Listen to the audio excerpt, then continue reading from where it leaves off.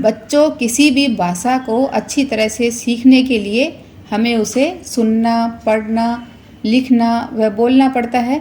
तो आज हम हिंदी को अच्छी तरह से सीखने के लिए एक कहानी पढ़ेंगे, जो कि मैंने लोटपोट से ली है। और कहानी का शीर्षक है सतर्क निगाह ने किया कमाल। आप इसे मेरे साथ सुन व पढ़ सकते हो। देखने में तो कविता, ये एक लड़की का नाम है कविता, लापरवाह और बुद्धू सी लगती थी, परंतु थी बहुत होशियार। चलते फिरते, उठते बैठते, यहाँ तक कि सोते में भी वह बहुत चौकन्नी यानी सतर्क रहती थी। छोटी से छोटी बात पर भी उसका ध्यान अनायास ही चल जाता था। पिछले दिनों कविता शहर में लगा मेला देखने जा रही थी। उसके साथ दो और लड़कियां भी थी। वे भी उसी के साथ पढ़ती थी और उसी मोहल्ले में रहती थी। कविता अपनी सहेलियों के साथ मेले के मुख्य द्वार से कुछ ही दूरी पर थी कि सामने से एक कार तेजी के साथ आई और उनके पास से निकल गई। यदि कविता सतर्क न होती तो शायद कार की चपेट में ही आ जाती। उसने गुस्से में पीछे मुड़कर देखा और कार वाले को बुरा भला कहने लगी। अब चलो भी, वह तुम्हारी बात तो सुनने से रहा। अब कविता की एक सहेली ने उससे कहा तो वह पैर पटकती हुई मेले की ओर मुड़ गई। ये देखो, कविता के पास से एक कार तेज गति से गई। ये कार वाले जाने क्या समझते हैं अपने को, जैसे सड़क पर नहीं मैदान में कार चला रहे हों। अब छोड़ो भी कविता, कविता की दूसरी सहेली ने उसे टोकते हुए कहा। कुछ देर बड़बड़ाने के बाद कविता का गुस्सा ठंडा हुआ। तब तक मेले का मुख्य द्वार भी आ गया था।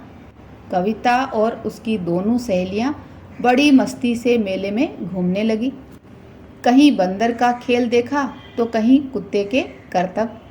एक जगह तो उन्होंने तोता और मैना द्वारा गाया गीत भी सुना।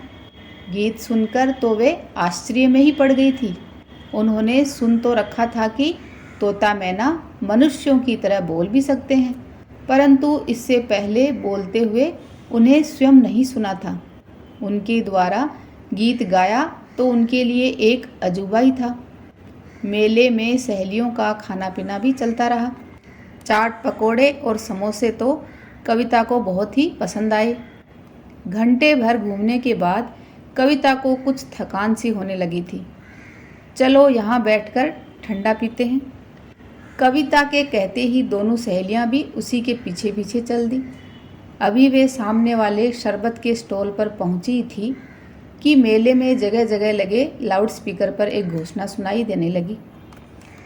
एक लड़की जिसकी आयु 8 वर्ष है और जो लाल रंग का सूट पहने है, 1.25 घंटे पहले अपने माता पिता से बिछुड़ गई थी। जिस किसी सज्जन को वह लड़की दिखाई दे, यहाँ पूछताछ कार्यालय पर सूचित करने की कृपा करें। सूचना देने वाले व्यक्ति को उचित इनाम भी दिया जाएगा। यह सूचना सुनते ही कविता के पांव ठिठक कर रुक गए। क्या सोचने लगी कविता? एक सहेली के पूछने पर वह शीघ्रता से पलटती हुई बोली, तुम चलो मेरे साथ। दोनों सहेलियां भी कविता के साथ साथ पूछताछ कार्यालय की ओर बढ़ने लगी। तुम्हें याद है, मेले के मुख्य द्वार से कुछ पहले एक कार तेजी से हमारे सामने से निकली थी। मुझे लगता है वे लोग ही इस लड़की को लेकर भागे होंगे। अवश्य ही लड़की किसी अमीर बाप की बेटी है, तभी तो इनाम की घोषणा भी की गई है। कविता की बात सुनकर एक सहेली ने पूछा, कार तेजी से निकली थी तो इसका मतलब वे ही लड़की को लेकर भागे होंगे? ये तुम कैसे कह सकती हो? जब मैंने गुस्से में पीछे मुड़कर देखा तो लगा था जैसे पिछली सीट पर कोई बच्ची हाथ मार रही थी। अब कविता को वो सब याद आया। उस समय तो मैंने कुछ ध्यान ही नहीं दिया था, लेकिन अब समझ में आ रहा है कि हो न हो वे लोग लड़की को लेकर भागे होंगे। अब वे अवश्य ही उसके माता पिता से बड़ी रकम की मांग करेंगे। कविता अपना तर्क दे रही थी, तभी पूछताछ कार्यालय भी आ गया। वहाँ कुछ पुलिस वालों और 2 कर्मचारियों के अतिरिक्त एक सेठ सा दिखाई देने वाला व्यक्ति भी बैठा था। तभी अंदर रखे फ़ोन की घंटी बजने लगी। एक कर्मचारी अंदर गया और फ़ोन पर बात करके बाहर आ गया। सेठ जी, आपके घर से फ़ोन आया है। पता चला है कि आपकी बच्ची को बदमाश उठाकर ले गए हैं।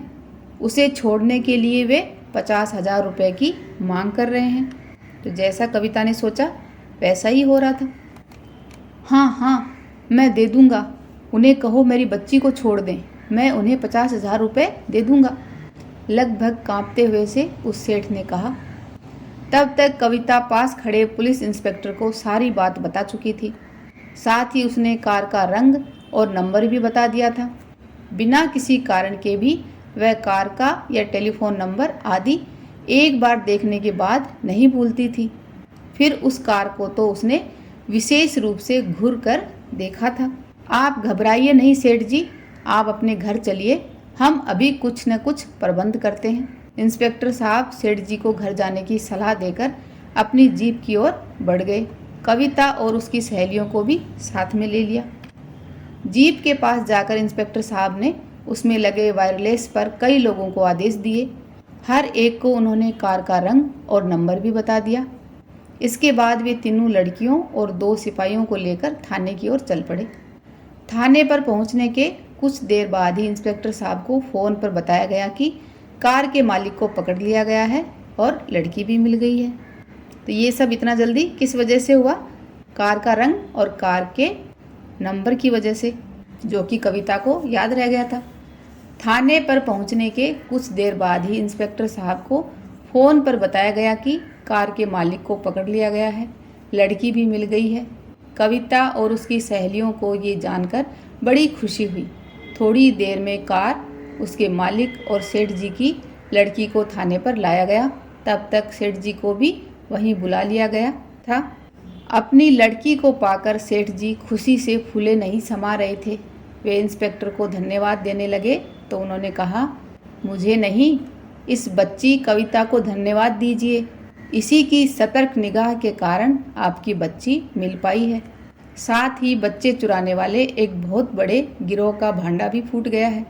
अब आप इसे इनाम दीजिए। मैं भी सरकार की ओर से इसे इनाम दिलाने की सिफारिश करूँगा। शाबाश बेटी, यदि सभी लड़कियाँ तुम्हारी तरह बहादुर और समझदार हो जाएं, तो इन बदमाशों को पनपने का मौका ही नहीं मिले। ये लो तुम्हारा इनाम। सेठ जी ने अपनी जेब से 20,000 रुपये निकालकर कविता की ओर बढ़ाते हुए कहा, नहीं अंकल, यह राशि आप किसी अनाथ आश्रम को दे दें।